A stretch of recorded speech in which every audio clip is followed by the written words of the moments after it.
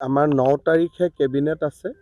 কেবিনেটৰ পিছতে আমি স্পেচিয়েল পাব্লিক প্ৰচিকিউটৰ এপইণ্টমেণ্ট কৰিম আৰু গুৱাহাটী উচ্চ ন্যায়ালয়ৰ স্পেচিয়েল পাব্লিক প্ৰচিকিউটৰজনে আমাক যেতিয়া ক'ব যে এতিয়া স্পেচিয়েল আদালত বনোৱাৰ সময় আহি গ'ল বুলি, তেতিয়া আমি চিফ জাষ্টিছক লিখিম। গতিকে প্ৰথম প্ৰক্ৰিয়াটো হয় স্পেচিয়েল পাব্লিক প্ৰচিকিউটৰ আৰু স্পেচিয়েল পাব্লিক প্ৰচিকিউটৰে যেনেকৈ চৰকাৰক পৰামৰ্শ দিয়ে চৰকাৰে তেনেকৈ আগবাঢ়িব লাগে। 9 তাৰিখ আমাৰ কেবিনেট আছে। 9 তাৰিখে আমি স্পেচিয়েল পাব্লিক প্ৰচিকিউটৰ আমি এপইণ্টমেণ্ট দিম, কাৰণ যিটো ডেট আছে 18 তাৰিখত আছে, গতিকে মাজত আমাৰ সময় আছে। আমাৰ 9 তাৰিখে কেবিনেট আছে।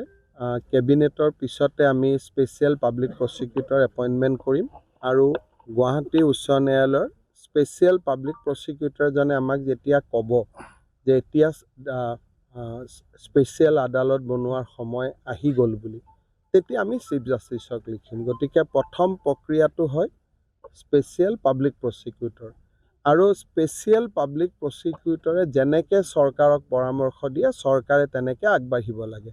9 তাৰিখ আমাৰ কেবিনেট আছে। 9 তাৰিখে আমি স্পেচিয়েল পাব্লিক প্ৰচিকিউটৰ আমি এপইণ্টমেণ্ট দিম, কাৰণ যিটো ডেট আছে 18 তাৰিখত আছে, গতিকে মাজত আমাৰ সময় আছে। আমাৰ 9 তাৰিখে কেবিনেট আছে। কেবিনেটৰ পিছতে আমি স্পেচিয়েল পাব্লিক প্ৰচিকিউটৰ এপইণ্টমেণ্ট কৰিম আৰু গুৱাহাটী উচ্চ ন্যায়ালয়ৰ স্পেচিয়েল পাব্লিক প্ৰচিকিউটৰজনে আমাক যেতিয়া ক'ব যে এতিয়া স্পেচিয়েল আদালত বনোৱাৰ সময় আহি গ'ল বুলি, তেতিয়া আমি চিফ জাষ্টিছক লিখিম। গতিকে প্ৰথম প্ৰক্ৰিয়াটো হয় স্পেচিয়েল পাব্লিক প্ৰচিকিউটৰ আৰু স্পেচিয়েল পাব্লিক প্ৰচিকিউটৰে যেনেকৈ চৰকাৰক পৰামৰ্শ দিয়ে চৰকাৰে তেনেকৈ আগবাঢ়িব লাগে। 9 তাৰিখ আমাৰ কেবিনেট আছে। 9 তাৰিখে আমি স্পেচিয়েল পাব্লিক প্ৰচিকিউটৰ আমি এপইণ্টমেণ্ট দিম, কাৰণ যিটো ডেট আছে 18 তাৰিখত আছে, গতিকে মাজত আমাৰ সময় আছে।